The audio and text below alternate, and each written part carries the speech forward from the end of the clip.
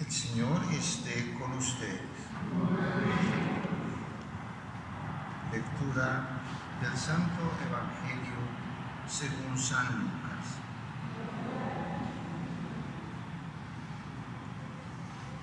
Un día en que Jesús, acompañado de sus discípulos, había ido a un lugar solitario para orar, les preguntó: ¿quién dice la gente que soy yo?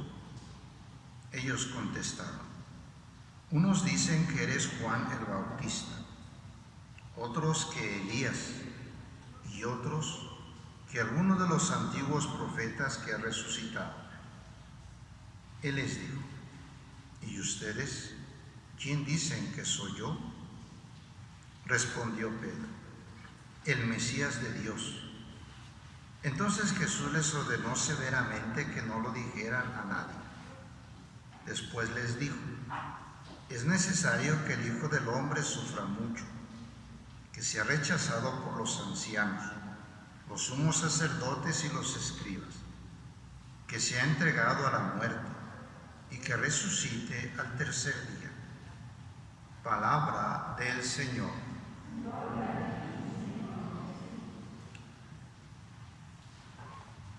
Parece que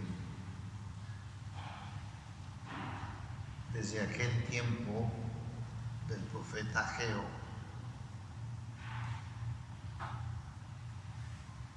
la humanidad ya vivía algo que hoy le llamamos expectativas, tener expectativas. Y desde aquel tiempo, tener expectativas ha sido un problema para la humanidad. El pueblo contemporáneo al profeta Ageo se había dado a la tarea de reconstruir el templo del Dios Altísimo. Y cuando ya prácticamente el templo está terminado, se llenan de frustración porque no reunía las expectativas que ellos tenían en mente. Y luego si comparaban su templito con el gran templo que habían destruido los invasores, en palabras nuestras, no le llegaban ni a los talones. Allí el profeta Ageo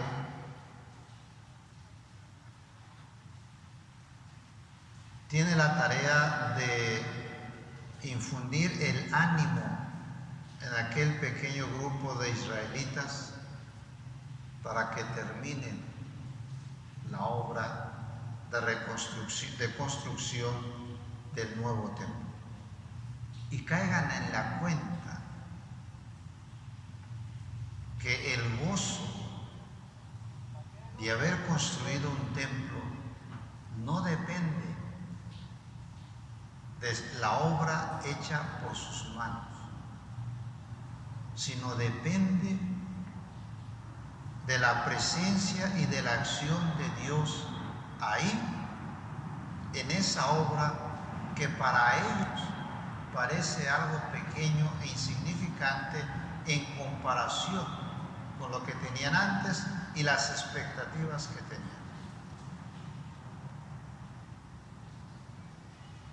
No sé si eso le dice algo,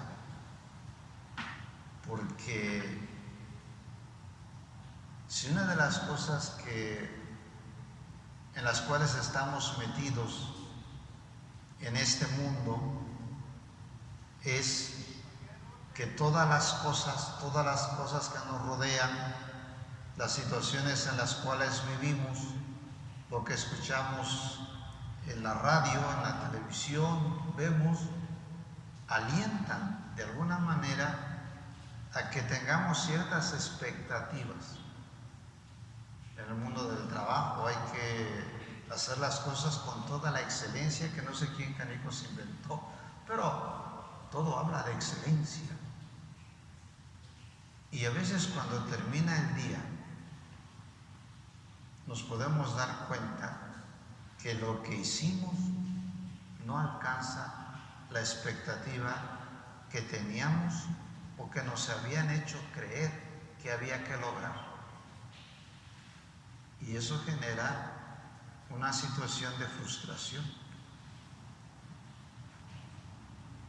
Y a la larga, de un cansancio agotador completamente, porque nunca estaremos a la altura de la excelencia de perfección que el mundo nos pide.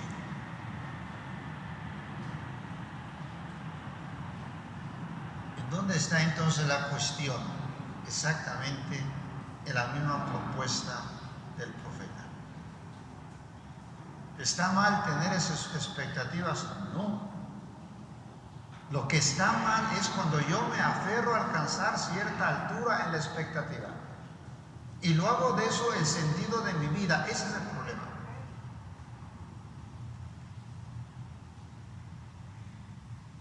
El sentido de la vida no está en lograr una expectativa como nos la plantea el mundo o como la imagina nuestra mente.